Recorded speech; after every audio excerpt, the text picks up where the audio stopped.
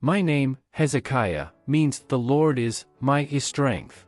It's a promise written in my being, guiding every decision, every battle, every prayer I lifted to heaven in times of despair and celebration. When my father, Ahaz, left this world, the throne of Judah was passed down to me, not just as an inheritance but as a sacred calling to heal and redeem our land from the stains of idolatry he allowed to fester. Under his reign, altars to foreign gods multiplied, and the true worship of the Lord was overshadowed by profane practices. With the weight of the crown came the responsibility to restore the covenant between our people and the God of Abraham, Isaac, and Jacob. I felt within me an urgency, a burning flame that could not be contained. So, one of my first actions as king was to reopen the doors of our sacred temple, which had been closed for too long, covered in the cobwebs of disdain and neglect. I called upon the priests and Levites, giving them not just a task but a divine mission. "Purify this holy place," I commanded. "Remove every impurity that defile the sanctuary of our God." I watched as they moved with reverence and determination, their white robes stained with the dust of neglect they cleaned away.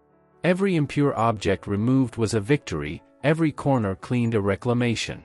With the house of God purified, I organized a grand celebration. It was essential for all of Judah to see and feel the renewal of our commitment to the Lord. Trumpets sounded, and the voices of the Levites rose in songs of praise that pierced the heavens. The fragrant incense filled the air, a sign of our prayers ascending to the divine throne, seeking mercy and blessings. On that day, before the restored altar, I promised God and my people that Judah would be a land where true worship would flourish, where the Lord's strength would be our guide and protection. I, Hezekiah, king of Judah, took this vow not just as a royal duty but as the sincere cry of my heart. The journey was just beginning, but every step was grounded in the faith my name professes. Every dawn, I renewed my covenant with the Lord, always remembering that in every challenge, in every decision, the Lord is my strength. At the dawn of a new chapter in Judah, as the sun rose over the promising hills of our kingdom, I, Hezekiah, took on the task not just to govern but to transform. The religious reform was not just a political decision, it was a cry from my spirit, an echo of my name. With the temple's purification complete, my heart still burned for more changes, changes that would completely eradicate the shadows of idolatry that had spread under my father's reign. We could not be a people divided between false gods and the true God of our fathers. So, with the weight of responsibility on my shoulders and the scepter of justice in my hands, I ordered the pagan altars built on high places to be destroyed. I watched as the sacred pillars that once stood proudly under the open sky now lay in ruins. The foreign worship artifacts, once embedded with pagan prayers, were broken, their stones scattered like dust carried by the desert wind. I ordered the people to return to worship exclusively at the temple in Jerusalem, reaffirming our covenant with the Lord. The centrality of the temple in our religious practice was not just symbolic, it was a pillar of unity and purity. I summoned the tribes of Judah to set aside their divisions and unite under the banner of renewed faith, a faith that echoed through the scriptures of Moses and the promises made to our ancestors. As the idolatrous structures fell, I saw in my people's eyes a rekindled flame, the flame of hope and restoration. Every act of demolishing the symbols of false beliefs was, in truth, an act of construction. We were building on the foundations of our renewed faith, strengthening the bonds that tied us to the God of Israel. It was a time of rebirth, of retracing the path laid out by the generations before us. Under my command, Judah would not only observe the laws given to Moses, we would live, breathe, and fervently teach them to our children and future generations. Every step toward religious purification was a step toward a more just and pious society, firmly anchored in the eternal truth, that the Lord is indeed our unbreakable strength. At the heart of my reign, as the reforms flourished and the people of Judah were reborn in faith and devotion, dark clouds of threat formed on the horizon. Sennacherib, the mighty king of Assyria, with his vast armies and fearsome conquests, turned his greedy eyes towards Judah. The shadow of his ambition threatened to engulf our land, promising desolation and captivity. In the face of this enormous challenge, I, Hezekiah, could not afford to succumb to fear or hesitation. Inspired by the name I bear, the Lord is my strength, I knew that divine protection also required prudence and human action. So, with determination forged in the furnace of my faith, I ordered the fortification of Jerusalem, our beloved city. I personally oversaw the strengthening of our walls, the construction of taller towers, and the expansion of our weapon stores. But knowing that a siege could cut off our access to water, essential for survival in times of siege, I devised a bold plan to create a water supply within the very walls of Jerusalem. The Siloam Tunnel, a marvel of engineering and faith, was dug under my direction. With pickaxes and determination, Jewish workers cut through solid rock, creating an underground passage that diverted the waters from the Gihon spring directly to the pool of Siloam, inside the city. This water wasn't just a physical resource, it was a symbol of our resilience and God's continued care for His people. As the sound of pickaxes echoed through the depths of the earth, our prayers rose to the heavens, each drop of sweat and every piece of rock removed strengthening our resolve. I walked among my men, sharing in their labor and their hopes, each moment strengthening the bond between king and people, united not just by a wall of stone, but by an unbreakable faith. The Assyrian threat, with all its might and ferocity, would find in Judah not an easy prey, but a fortress of faith, a city protected not only by its physical defenses but by unshakable trust in the Lord. I, Hezekiah, guided by the strength my name proclaims, was ready to face whatever came, sustained by God's grace and the indomitable spirit of my people. In those dark days, as the Assyrian legion surrounded the walls of Jerusalem, the weight of the crown felt heavier than ever. The voices of my advisors echoed with counsel and strategies, but in my heart, one voice prevailed, the voice of the God of Israel. In my chamber, before the sacred mantle, I, Hezekiah, knelt in fervent supplication, not as a king to his army, but as a son to his heavenly Father. O Lord of hosts, I prayed, you who created the heavens and the earth, look upon our affliction and deliver us from the hand of the oppressor. Not for our sake, but for your name and your promise, defend this city that is yours. My voice, laden with despair and faith, was lost among the sighs and tears.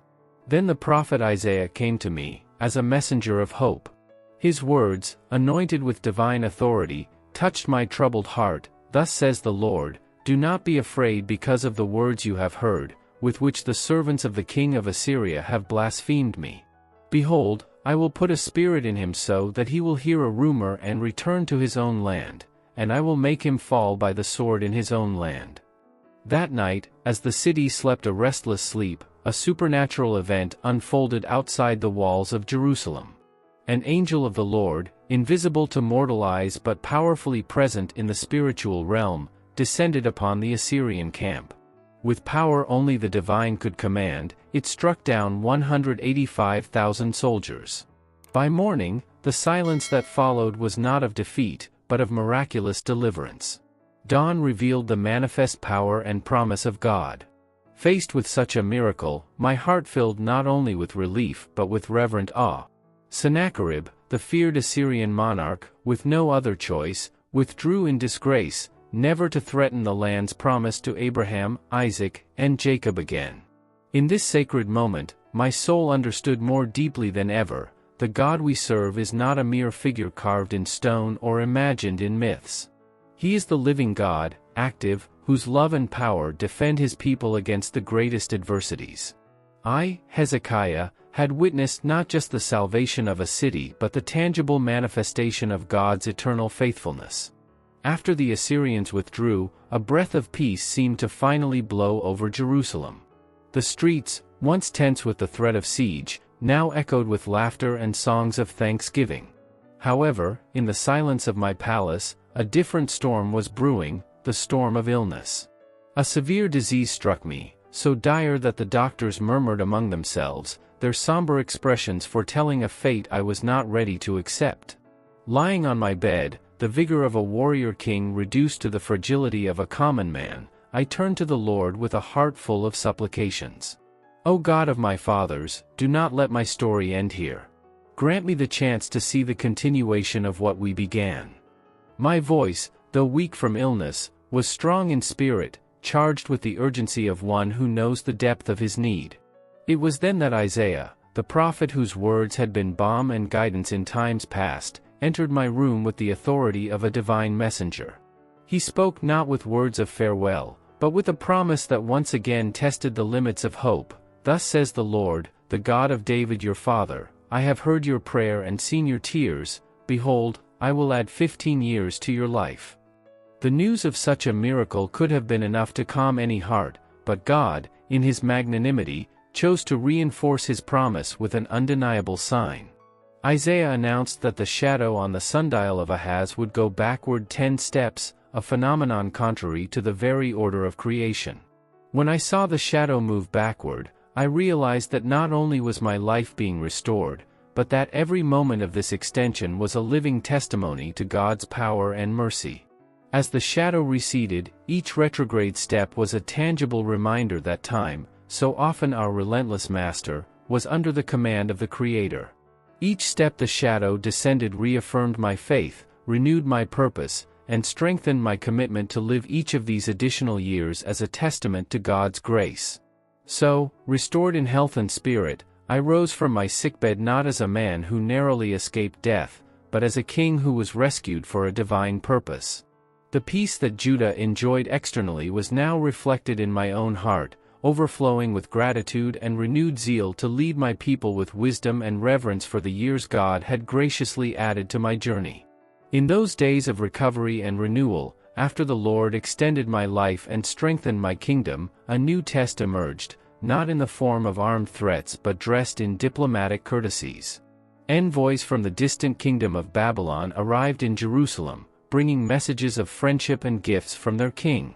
The warmth of their reception and their curiosity about the wonders of Judah ignited a sense of pride in me and a desire to showcase the prosperity God had restored to our people.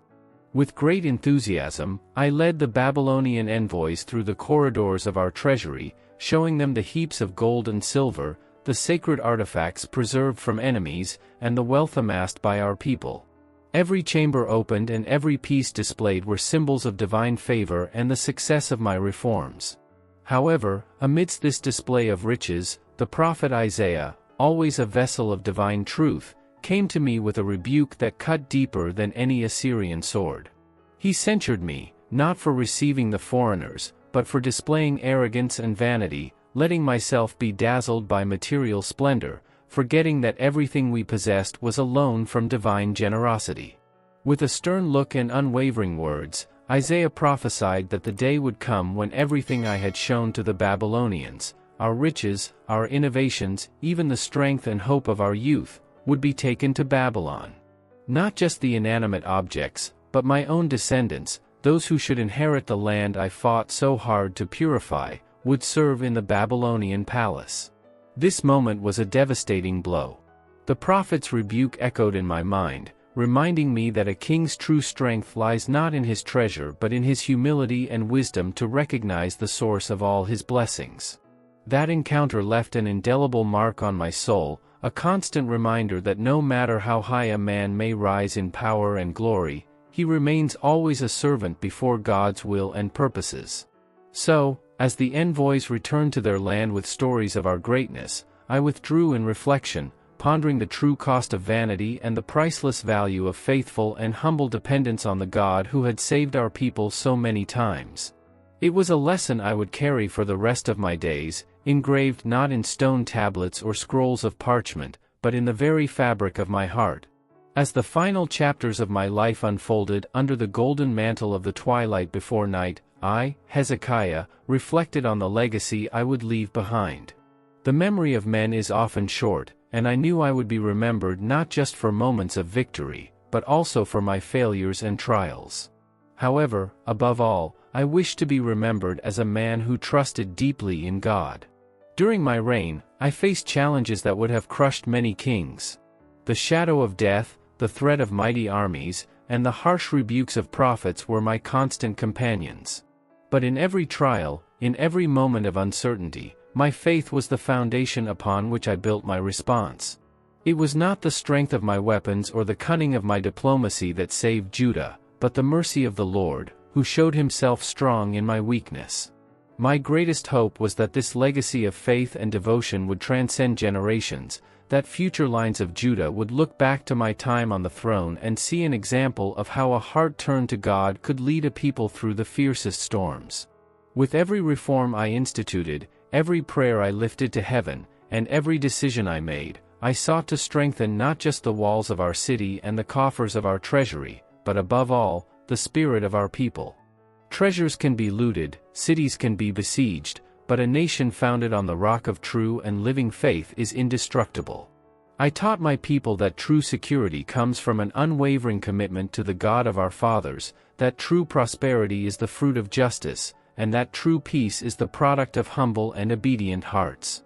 At the end of my days, looking up at the stars shining like silent witnesses of every age and every king, my heart was filled with gratitude. Gratitude for the privilege of having led Judah, gratitude for the mercies of God that are new every morning, and gratitude for the hope that, even after my departure, the seeds I planted of faith, hope, and love would continue to flourish in the land promised to Abraham, Isaac, and Jacob. So, as the veil of night finally closed over my journey, I surrendered my spirit into the hands of my Creator, confident that my true legacy would be found in the lives of those who would continue to walk in the light of the truth I tried to reflect in every act of my reign. As the days of my reign progressed, the importance of solidifying the future became as clear as the morning light over the hills of Judah. I, Hezekiah, aware of the brevity of life and the permanence of the choices made by a king, dedicated myself to preparing the ground so that the reforms that had cost so much to establish would not wither with the passing seasons. At the heart of my concern was my son, Manasseh, whose young shoulders would one day bear the mantle of leadership. Teaching him the ways of the Lord wasn't just a parental duty, but a royal imperative, a mission imbued with eternal importance. I earnestly wished for him to see in me not just a king or a father, but a devoted servant of the Most High, someone whose life reflected divine laws and precepts. So, between the pillars of our royal residence and the sacred halls of the temple, I shared with Manasseh the truths that shaped my reign and my existence. I told him the stories of our ancestors, the hardships faced and overcome, the miracles witnessed. Each tale was a seed planted in his heart, destined to grow wisdom and reverence for God. Beyond spiritual and moral education, I organized counselors and teachers to instruct him in the arts of governance, diplomacy, and military strategy, so his reign would be marked not only by piety but by prudence and justice. A smooth transition of power was crucial, and for this, it was necessary to ensure that the religious and social reforms I instituted remained strong, serving as pillars to support the kingdom against any future storms. Through decrees and alliances, I strengthened the legal and spiritual foundations of Judah, hoping that the roots of these changes would run deep in the soil of our country. Every law enacted, every alliance forged, every community project started had the dual purpose of improving the present and anchoring the future. I accompanied Manasseh on visits to the wise, the priests, and the keepers of our history, so he could hear from many voices the same calling that once changed the course of my own life. I wanted him, upon ascending the throne, not to turn to the right or to the left, but to keep his eyes fixed on the true guiding star, the love and fear of the Lord. In these preparations, each day was a page written not just in the chronicle of my reign, but, more importantly, in the life of a future king. And as the sun set over Jerusalem, I prayed under the silent stars that the legacy left would be enough, that Manasseh, my son, would walk on a path illuminated by divine wisdom, perpetuating a legacy of faith that would last for generations. In the days of my reign, the voice of the prophets was as vital to the life of Judah as water is to thirsty fields. Among these men of God, Isaiah stood out as a beacon of truth, whose words cut deeper than any man-made sword. I, Hezekiah, learned to value not just the comfort of his blessings but also the rigor of his rebukes. Isaiah, with eyes that saw beyond the veil of time, spoke of things that touched the hearts not only of his contemporaries but of future generations. His prophecies, filled with divine visions, echoed through the palace halls and the streets of Jerusalem, reminding everyone of God's undeniable sovereignty, human frailty, and the imperative need for humility before the Creator. One day, while walking through the palace gardens, Isaiah shared a vision he had received. "Hezekiah," he said, "the Lord showed me a vineyard, beautifully tended, but instead of producing good grapes, it bore sour fruit. So it is with nations that stray from the ways of the Lord. They may flourish for a time, but without obedience and humility, their prosperity will fade like the morning dew." These words made me deeply reflect on the responsibilities I carried on my shoulders. It wasn't enough to be a king who built walls and amassed riches. I had to be a leader who cultivated justice, mercy, and faith among my people. Isaiah's warnings about the consequences of disobedience were not just cautions against future transgressions but also a call to continually examine the path we walked. Besides Isaiah, other prophets raised their voices, echoing and amplifying his divine messages. They spoke of trusting in God as the rock upon which we should build our lives and our kingdom. "Do not trust in horses and chariots," they said, "but in the name of the Lord our God." They warned against arrogance and self-reliance, which so often led kings and their kingdoms to ruin. Hearing these men, I was often moved to renew my commitment to God, seeking His guidance in every decision, big or small. The ministry of the prophets in Judah served as a constant reminder that our true success wasn't measured by the extent of our borders or the shine of our treasure, but by our faithfulness to God and the justice that permeated our governance. These prophetic reflections, though challenging, were the foundation upon which I aspired to build a lasting legacy, not just of earthly power, but of an eternity marked by reverence for God and sincere love for His ways. Thus, the words of the prophets were not just for me or those who lived in my days but were guiding lights for all who sought true peace and prosperity under the reign of the Most High.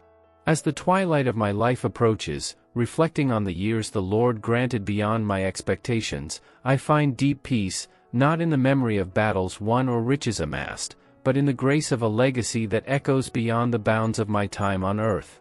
The true measure of a king, I have learned, does not lie in momentary conquests but in the eternal influence of his actions and faith. The evangelist Matthew, in his meticulous genealogy tracing the lineage of the Messiah, mentions my name, Hezekiah, as a link in the sacred chain leading to Christ. This mention is not just a reminder of my existence but a testimony to the role that every servant of God can play in the greater divine plan. My life, though marked by imperfections and challenges, was shaped by God's hand to contribute to the coming of the Savior, who would redeem not only Judah but all nations under heaven. The revelation that my reign and my faith would be part of the story of redemption is an honor that transcends any earthly glory. It teaches me that every act of justice, every faith-guided decision, every day lived in God's presence is a thread in the marvelous tapestry He weaves through the ages. Each generation carries the responsibility and privilege of contributing to this celestial design, and each life, no matter how brief or long, has an eternal purpose. Looking back, I see my journey as a reflection of God's grace, who used a broken-hearted king and a small nation to prepare the way for the King of Kings. And while my name resonates through the centuries in the reading of Jesus' genealogy, I feel a deep gratitude knowing that despite my failures and struggles, my faith found its place in the story of salvation. So, as I conclude the account of my life and reign, not with an end but with an echo into eternity, I entrust my story to the hands of the author of all stories, confident that He, in His infinite wisdom, uses all things for the good of those who love Him and are called according to His purpose. May my life, then, serve as a reminder that true faith and obedience to God have the power to transcend generations, influencing not only the course of human history but the eternal unfolding of God's redemptive plan. If this video inspired you, share it.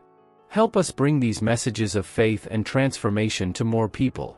Subscribe, like, and share our ongoing journey through the stories that have shaped and continue to shape our existence.